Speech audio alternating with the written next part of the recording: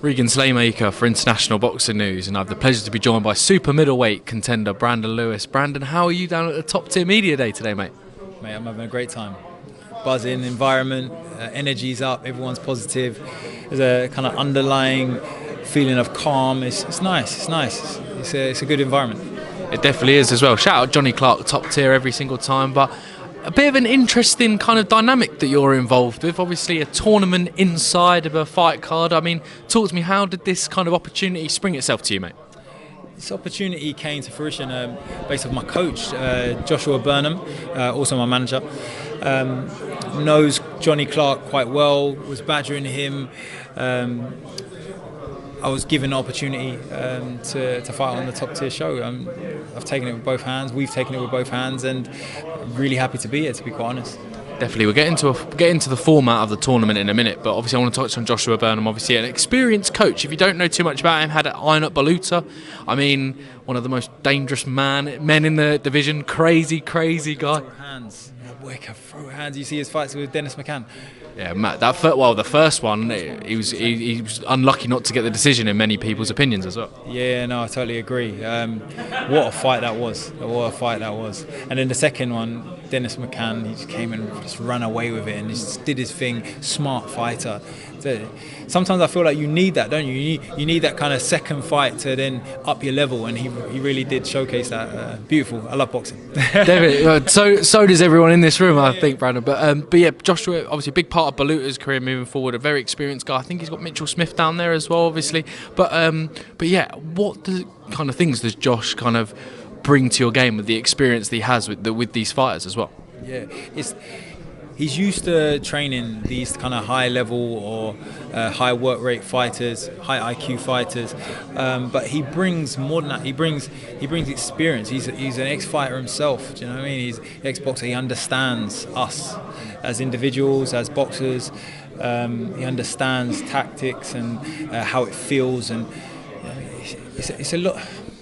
When you've got a coach, trainer that understands what it's like to get hit in the face and understands how to move in what situation, it just changes up the game. Especially when he's your friend, that added variable. He's a really close friend of mine. So the gelling of that coach, friend, ex-fighter, it's just the perfect combination to breed champions. Yeah, it definitely is. He knows what kind of you want before you even know you need it, if that makes sense. Exactly. It's literally that, the culmination of all those three things. There's more of a passion behind it, the connection between the fighter and the coach in a friend kind of setting, or you know what I mean? Yeah. Definitely as well. Obviously, we just mentioned the tournament you're a part of. Obviously, sometimes when you've got a fight date, you're only preparing for that one fight, but you've potentially got three fights on two. December. You've got a semi-final and a final. I mean, it's a really good tournament. Obviously, there's favourites to some people, some guys might not know in the tournament, but fully expecting to get your hands raised and pick up that top tier tournament on December the 7th. Absolutely, we're not planning for anything else. The first fight I've got is that James Ozzy Osbourne. So I picked blue out the hat. He picked the red. Looking forward to that. He's a small southpaw, volume puncher. It's just more variables to adjust for in the last 5 weeks of training camp. Simple. Really looking forward to it. And yeah, I'm happy with the pick. I'm happy with whoever wins in the Ryan Maycock versus John Marvin fight as well. So I'm looking forward to getting my hand raised twice and then walking away with a guaranteed mandatory at the Silver Commonwealth title. Definitely as well. So you mentioned the Silver Commonwealth title there. That's on the mandatory slot for that is the kind of the trophy, if you like. But also Ozzy Osbourne. He lost in a close fight for the Southern Area title as well. Definitely, is that something that you'd like to look for, that traditional route, Southern Area, English, and then moving up that way? Yeah, well, if I win this, when I win this, I'm going to have the guaranteed mandatory at the Silver Commonwealth title anyway. So I kind of think it slightly bypasses that, but I can always come back down and do that. As I say, we've been building this thing, which is a world-class fighter, and I feel like I'm ready now to progress and move through the ranks. If I have to show and earn my credits down the southern area level, then we'll do that. And I would love to earn every belt there is through the super middleweight ranks. That'd be fantastic for my legacy, for the gym, for the area, Watford. I was born and raised. Yeah, I'm game for that. Definitely, and we look forward to seeing it as well. Brandon, kind of obviously, I feel like I'm repeating myself asking this question, but I'm saying it to different fighters all the time. Obviously, it's live on DAZN. Obviously, definitely, this is kind of your audition opportunity almost to show the world what Brandon Lewis is about. Absolutely, I'm looking forward to it. As I've said time and time again, it's what we've been waiting for.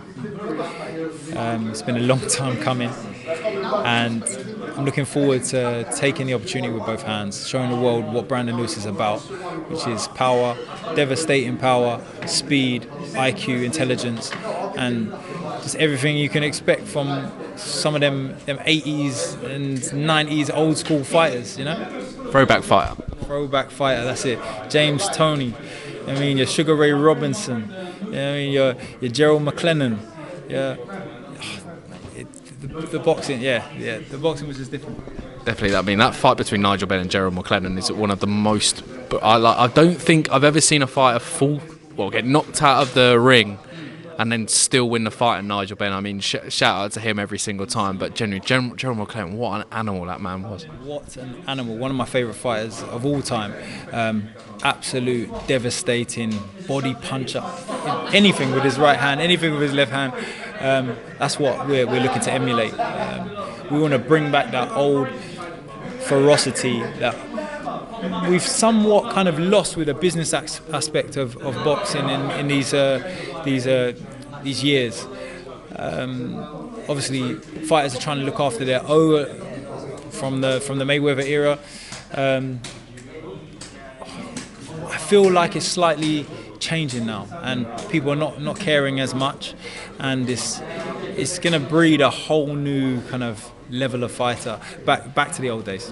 It definitely is as well, Brandon. I feel like everyone's packing up around us. So I'm going to keep my last one. We ask everyone who comes on the channel this, Brandon. When all's said and done, what does boxing mean to you? It's my purpose. It's my purpose.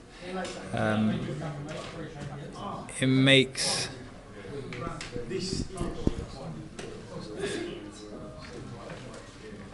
It is everything for me. It's my life. It's my purpose. I say it's a lifestyle, not a hobby.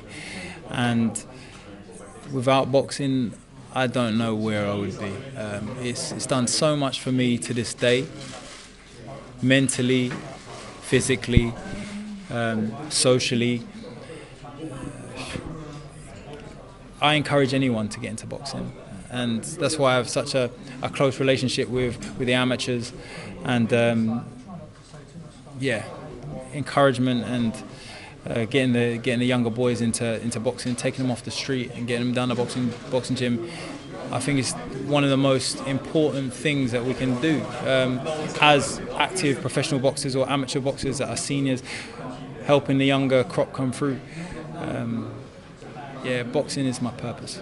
That's one of the best answers to that question. And to quote my good friend Rod Julian, if you don't love boxing, boxing won't love you back. It's one of the best sports. But yeah, we all love it in this room. Brandon Lewis, thank you very much. Best of luck on December the 7th. Cheers, mate.